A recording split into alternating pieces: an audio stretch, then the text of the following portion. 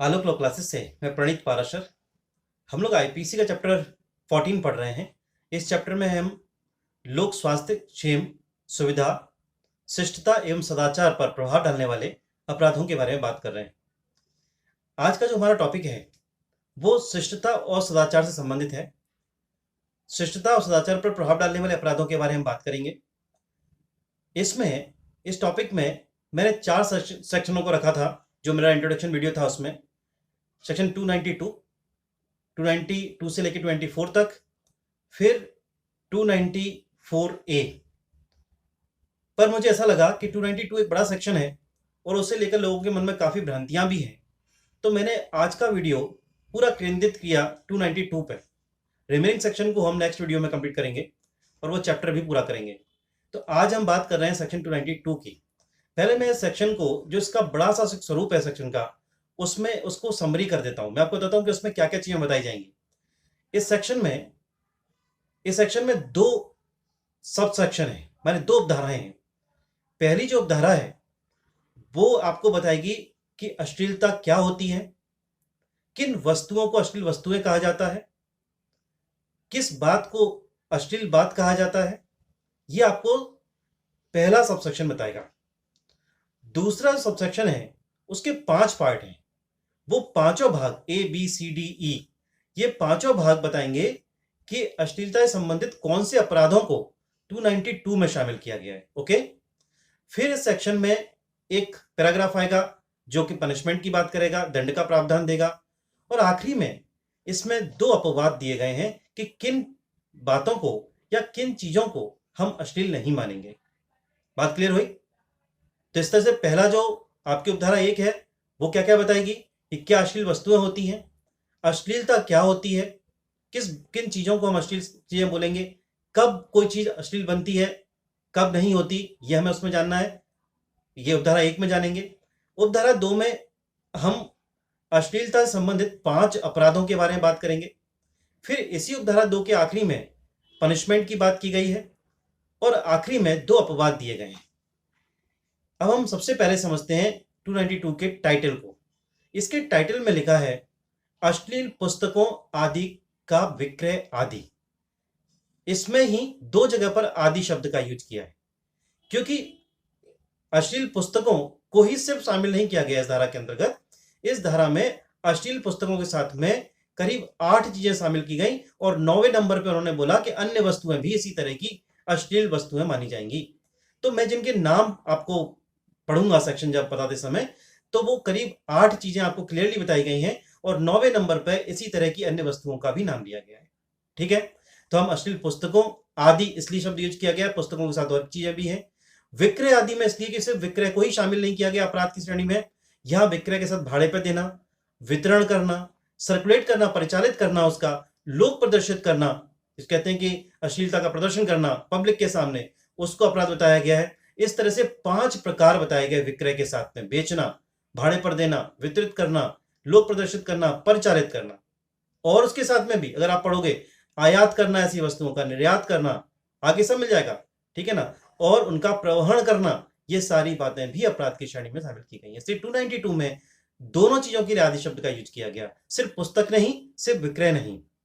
ठीक। अब मैं सेक्शन में चलता हूं। सबसे पहले मैं आपको बताता हूं कि अश्लील वस्तुओं को क्या किसमें शामिल किया गया है, क्या क्या चीजें अश्लील वस्तुओं में आती हैं। जिसको सिर्फ अश्लील पुस्तकों लिख दिया है टाइटल में, वो उसमें क्या क्या चीजें शामिल हैं। मैं आपको 8 चीजें गिनाता हूं।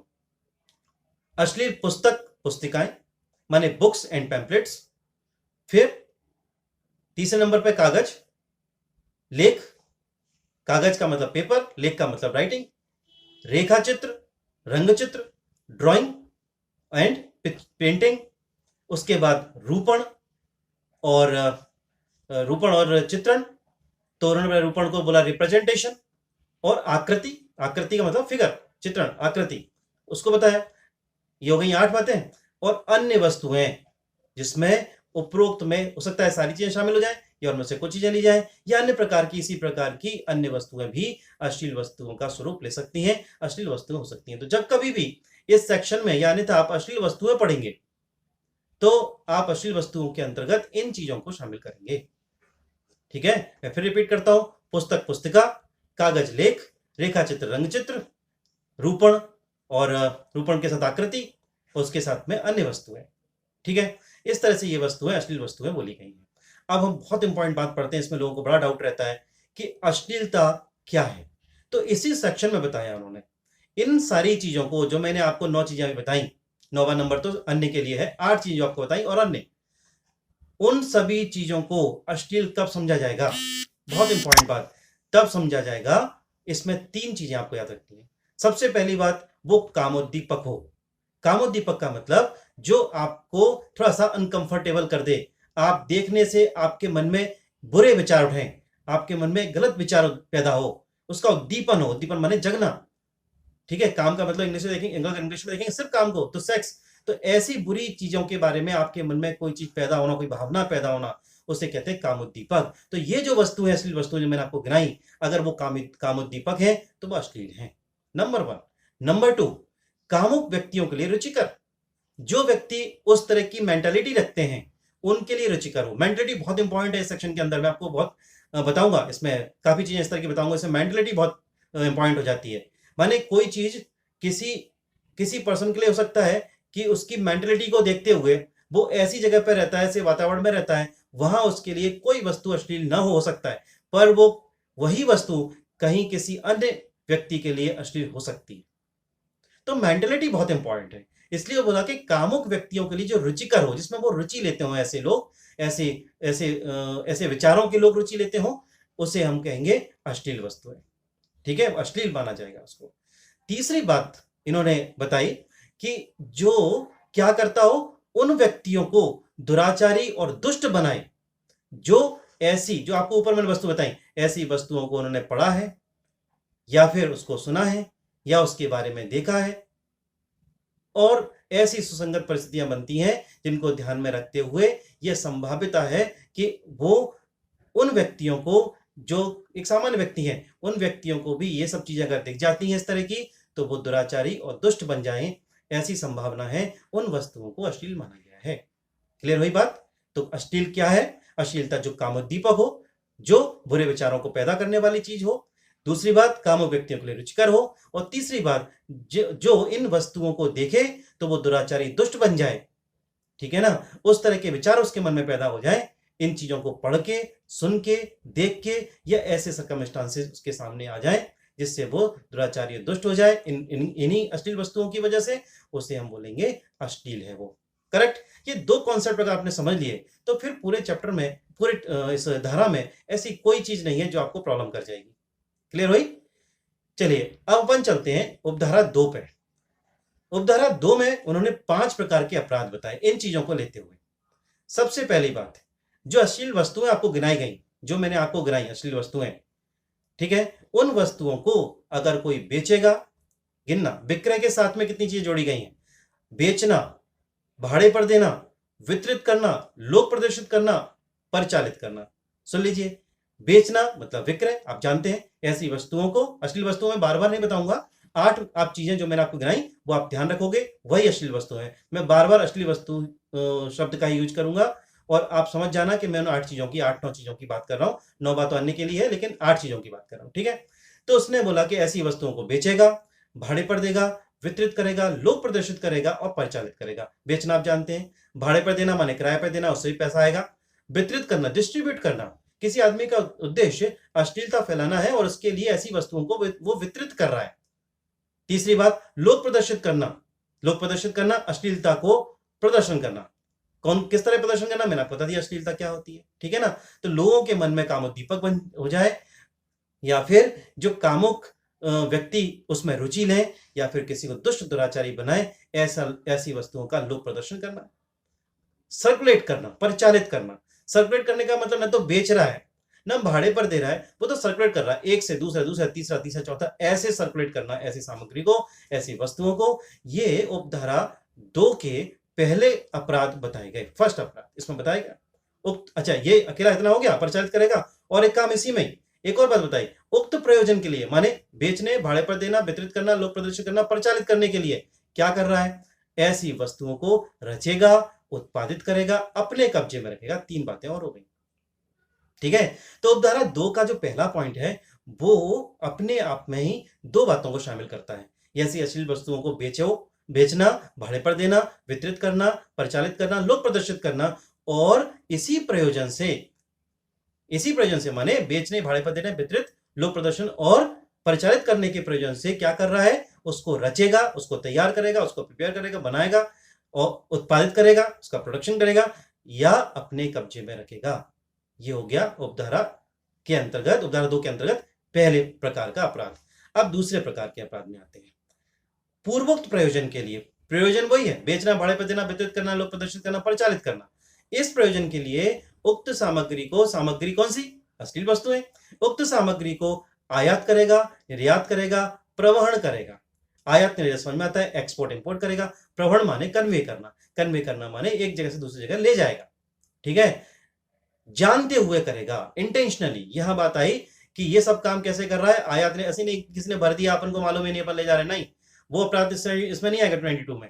ठीक है ना, आपको पता ही नहीं है और कोई सामग्री जा रही है, आप तो एक ट्रांसपोर्टेशन कंपनी है और उन्होंने भर दिया, उन्होंने बताया नहीं अंदर क्या है, वर्बली आपने पूछा, उसने बोला भाई बुक्स हैं, आपने बोला ठीक है मान लिया। अब कौन बुक्स देखने लगा, तो आप ले जा रहे हो, आपको नहीं पता तो कोई प्रॉब्लम नहीं, लेकिन आप जानते हुए अगर निर्यात आया तो प्रवहन कर रहे हो, तो फिर ऐसी वस्तुएं जानते हुए करेगा या विश्वास का कारण रखते हुए करेगा कि ऐसी वस्तुएं बेची जाएंगी, भाड़े पर दी जाएंगी, वितरित की जाएंगी, लोक प्रदर्शित की जाएंगी या परिचालित की जाएंगी, तो क्या होगा, उपधारा 2 के अंतर्गत दूसरे प्रकार का अपराध बनेगा।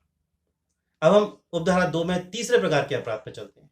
वहां लिखा है किसी ऐसे कारोबार में भाग लेगा या उससे लाभ प्राप्त करेगा।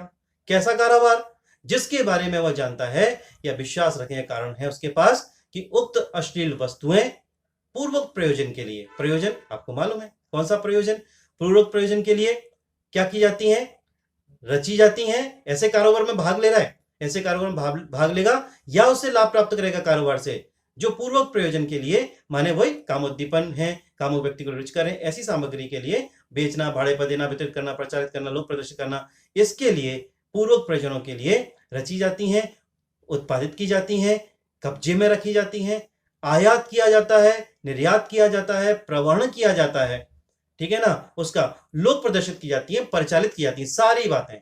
इन सब चीजों के लिए कोई कारोबार है, उस कारोबार में ये भाग लेता है या उससे लाभ प्राप्त करेगा, तो तीसरे प्रकार का अपराध हुआ उपधारा 2 के अंतर्गत। ठीक है, अब हम चलते हैं चौथे प्रकार के अपराध में। चौथे प्रकार का अपराध है विज्ञापित करेगा। किस चीज का विज्ञापन करेगा, या फिर विज्ञापन करेगा या किन्हीं अन्य साधनों से ये ज्ञात कराएगा लोगों की नॉलेज में बात डालेगा। कौन सी बात डालेगा नॉलेज में, कि कोई व्यक्ति इस धारा के अंतर्गत आपराधिक कार्य, माने ये जो आपराधिक कार्य हमने आपको बताए, उन आपराधिक कार्य में लगा हुआ है, ये इसका विज्ञापन करना। ये क्या होता है, ये बहुत सारे लोगों को जोड़ने के लिए ऐसा विज्ञापन होता है कि कोई व्यक्ति इस कारोबार में लगा है, तो हम समझते हैं, एक दूसरा व्यक्ति समझता है जो एक हो सकता है अच्छी मानसिकता का हो, वो सोचेगा यार ये भी लगा रहे यार, तो फिर क्या, फिर तो ठीक है। तो ऐसा विज्ञापन करेगा कि कोई व्यक्ति ऐसे कारोबार में लगा है या लगने को तैयार है, एक बात, या यह कि ऐसी अश्लील जो वस्तु है, उन अश्लील वस्तुओं को विधि पूर्वक कहां से वो प्राप्त, ऐसी अश्लील वस्तुओं को वो किस व्यक्ति से, नॉट विधि पूर्वक, किन व्यक्तियों से वो प्राप्त कर सकता है, ये इसका विज्ञापन करेगा कि अश्लील वस्तुएं अगर उसे चाहिए तो वो कहां मिल सकती हैं, वो कंटेंट्स कहां मिल सकते हैं, वो चीजें कहां मिल सकती हैं, इसके बारे में वो विज्ञापन करेगा या लोगों को अन्य साधनों से ज्ञात कराएगा। तो चौथे प्रकार का अपराध बनता है आपके उपधारा 2 के अंतर्गत। अब पांचवा प्रकार बहुत इंपॉर्टेंट है, वो इसलिए कि इसमें सारे कार्य किए जा रहे थे। इसमें तो बेच रहा था, वितरित कर रहा था, प्रवहन कर रहा था, आयात निर्यात, परिचालन, लोक प्रदर्शन, सारे कार्य कर रहा था। लेकिन इन सारे कार्यों के लिए अगर कोई व्यक्ति प्रस्थापना करे या उसका प्रयत्न भी करेगा, तब भी दंड की मात्रा वही होगी जो ऊपर के 4 अपराधों में। तो ये पांचों प्रकार के अपराधों के बारे में जो मैंने आपको अभी गिनाए, उन पांचों प्रकार के अपराधों के बारे में पनिशमेंट एक जैसा है। ठीक है, ये मानसिकता रही होगी विधि निर्माताओं की कि कोई भी इस प्रकार के कार्य में किसी भी तरह से इन्वॉल्व है तो पनिशमेंट सबको बराबर दिया जाए ताकि ये अपराध रोके जा सके समाज के अंदर। ठीक, तो उन्होंने क्या किया, बताया कि प्रथम दोष सिद्धि पर अगर पहली बार पकड़ा गया, दोष सिद्ध हुआ कि अपराध इसने किया है, तो उसे 2 वर्ष का कारावास और 2,000 रुपए जुर्माना या दोनों से नियुक्त किया जाएगा। ठीक है। दूसरी बार और पश्चातवर्ती, माने दूसरी बार, तीसरी बार, चौथी बार, पांचवी बार, जितनी बार भी पकड़ा जाएगा, क्योंकि इस तरह के जो अपराधी होते हैं वो हैबिचुअल अफेंडर ज्यादा होते हैं, माने इस अपराध में लगे हुए रहते हैं। तो ऐसे अपराधियों के लिए भी इस व्यवस्था की गई कि जो द्वितीय बार करेंगे, पश्चातवर्ती अपराध करेंगे, उनके लिए 5 वर्ष का किसी भांति का कारावास और जुर्माना कितना, 5,000 रुपए तक का हो सकेगा, दंडित किया जाएगा। ये आपको उपधारा 2 के अंतर्गत बता दिया गया। अब अपन चलते हैं अपवादों की तरफ। इस सेक्शन में 2 अपवाद दिए गए हैं। अपवाद का मतलब ये हुआ कि आपने अभी जो अपराध पढ़ा है वो अपराध की कैटेगरी में नहीं आएगा। कौन सी 2 चीजें अपराध की कैटेगरी में नहीं आएंगी, बहुत इंपॉर्टेंट है, समझना जरूरी है डिफेंस के लिए, क्योंकि अगर आप वकील हो तो आपको अपवादों पर बहुत ध्यान देना है। आप डिफेंस के एडवोकेट हो तो आपको अपवादों को देखना है, पब्लिक प्रोसिक्यूटर हो तो आपको अपराध को देखना है। ठीक, तो अपवाद देखिए, अपवाद क्या है। अपवाद में बताया सबसे पहले कि वही सारी 8 चीजें माने अश्लील वस्तुएं, मैं फिर से रिपीट करता हूं, मैं आपको याद करा दूंगा उनको, मैं आपको एक ट्रिक बताऊंगा जिससे आप उन्हें याद कर सकते हो 8 चीजों को। पुस्तक, पुस्तिका, ठीक है, कागज, लेख, रेखाचित्र, रंगचित्र, रूपण आकृति या अन्य वस्तुएं। ठीक, क्या करता है उनका नंबर 1, अपवाद के 2 कैटेगरी है, ए और बी। ए के भी 2 पार्ट है, तो ए के 2 पार्ट है, उसमें पहला पार्ट पढ़ रहा हूं। जिसका प्रकाशन लोकहित, एक शब्द आ गया लोकहित, लोकहित में होने के कारण इस आधार पर न्यायोचित साबित हो गया है, साबित हो गया है, लोकहित के आधार पर वो बात साबित हो चुकी है कि ऐसी पुस्तक, पुस्तिकाएं, वही सारी अश्लील वस्तुएं जो मैंने आपको गिना दी है, विज्ञान में, साहित्य में, कला या विद्या या सर्वजन संबंधी अन्य उद्देश्यों के हित में है। यह बात साबित हो चुकी है कि लोकहित में ऐसे चित्रों को, रंग चित्रों को विज्ञान में, आप विज्ञान में देखते हो, साइंस में जब human body, human reproduction system के बारे में बताया जाता है तो इस तरह के बहुत सारे चित्र बताए जाते हैं। जब अवेयर किया जाता है, सावधान किया जाता है कि यौन जो बीमारियां हैं वो ना हो, तो उसके लिए भी चित्र बना के बताए जाते हैं। तो अगर विज्ञान में, साहित्य में, हमारा लिटरेचर कुछ ऐसा है, अगर आप बात करोगे ये पुराने साहित्य की, उसमें आपको इस तरह की बहुत सारी बातें मिल जाएंगी। तो उस कला में, आर्ट में आपको बहुत सारी मूर्तियां, पेंटिंग इस तरह की मिल जाएगी। विद्या, आपको चीज लर्न कराई जा रही है, सिखाई जा रही है, उसमें ऐसी चीजों का अगर यूज किया गया है, सर्वजन संबंधी अन्य उद्देश्यों के, अन्य उद्देश्यों के हित में है। सर्वजन माने जनरली सबके लिए, वो कैसा हो, हित में हो, लोक हित में हो, तो फिर अपवाद है। अगर ऐसी पुस्तकें और अश्लील वस्तुओं का अगर वहां पर प्रसारण किया जा रहा है, वितरण किया जा रहा है, बेचा जा रहा है, ये सारे काम किए जा रहे हैं, तो फिर वहां, क्योंकि वो लोक हित में है, सर्वजन के हित में है, इसलिए अपवाद की श्रेणी में आएगा। इसी अपवाद जो दिए हैं उसके ए के दूसरे पॉइंट में लिखा है, सद्भाव पूर्वक धार्मिक प्रयोजनों के लिए रखी गई या उपयोग के लिए लाई गई है। कोई पुस्तक है जो धार्मिक प्रयोजनों के लिए उपयोग में लाई गई, हमारे यहाँ पूरी पुरानी जो पेंटिंग्स होती थी उसमें भगवान की मूर्तियों में भी इस तरह के चित्र कहीं देखने को मिलते थे। तो अगर वो धार्मिक किसी उद्देश्य के लिए सद्भाव पूर्वक रखी गई, सद्भावना, इंटेंशन आ गया, सद्भावना और धार्मिक प्रयोजन, दोनों बातें होनी चाहिए। धार्मिक प्रयोजन के लिए सद्भाव पूर्वक अगर वो ऐसी अश्लील वस्तुएं रखी गई हैं तो उसको भी अपवाद की श्रेणी में रखा गया है। अब मैं आखिरी बात पढ़ता हूं। अपवाद में ए के अंदर 2 पॉइंट थे, मैंने क्लियर किए। अब बी पॉइंट पढ़ता हूं। बी पॉइंट में लिखा है उन्होंने, आपने देखा होगा खजुराहो में एलोरा और अजंता की जो केव्स हैं, गुफाएं हैं, उनमें आपको इस तरह के उत्कीर्ण मिलते हैं जो देखने पर अश्लीलता या अश्लील दिखाई देते हैं। ठीक है, उसमें पूरी तरह से न्यूडिटी होती है, वो सब आपको देखने को मिलती है। तो फिर उसको यहां अपवाद की श्रेणी में रखा गया। क्यों रखा गया मैं आपको बताता हूं। इसलिए रखा गया, एक एक्ट बना है हमारे यहां, उस एक्ट का नाम है प्राचीन संस्मारक तथा पुरातत्वीय स्थल और प्राचीन स्मारक पर एक एक्ट बना हुआ है। उस एक्ट के अंतर्गत उन्होंने बताया कि अगर कोई भी चीज ऐसी उत्कीर्ण की गई है, कोई ऐसी मूर्ति बनाई गई है या पेंटिंग की गई है, तो इसमें शब्द यूज किए गए हैं, वो मैं आपको बताता हूं। ऐसी मूर्तियों पर उत्कीर्ण किया जाना, उस पे उसका, अब मैं आपको बताता हूं कि जो दूसरा अपवाद है, माने जो बी अपवाद है, उसमें क्या लिखा है। बी अपवाद में लिखा है कि ऐसा कोई रूपण, रूपण माने रिप्रेजेंटेशन, या कोई स्कल्पचर, स्कल्पचर का मतलब हुआ कोई पेंटिंग कर दी गई इस तरह का, या कोई चीज छाप दिया गया है, ठीक है ना, वो किया गया है। उत्कीर्ण, उत्कीर्ण का मतलब उकेरा गया है, उसके ऊपर मूर्ति बनाई गई है, उकेरा गया है, किसी धातु के ऊपर उकेरा गया है। पेंटिंग्स है आपकी, या फिर इसी तरह की अन्य कोई वस्तु हैं, उनको प्राचीन संस्मारक तथा पुरातत्वीय स्थल और अवशेष अधिनियम एक हमारे यहाँ 1958, उसके अंतर्गत प्राचीन संस्मारक के रूप में माना गया है। प्राचीन संस्मारक के अर्थ में इसको माना गया है, क्योंकि हम कहाँ जाएंगे प्राचीन संस्मारक को ढूंढने के लिए, तो इस एक्ट में डिफाइन किया गया है कि क्या क्या चीजें प्राचीन संस्मारक में आएंगी।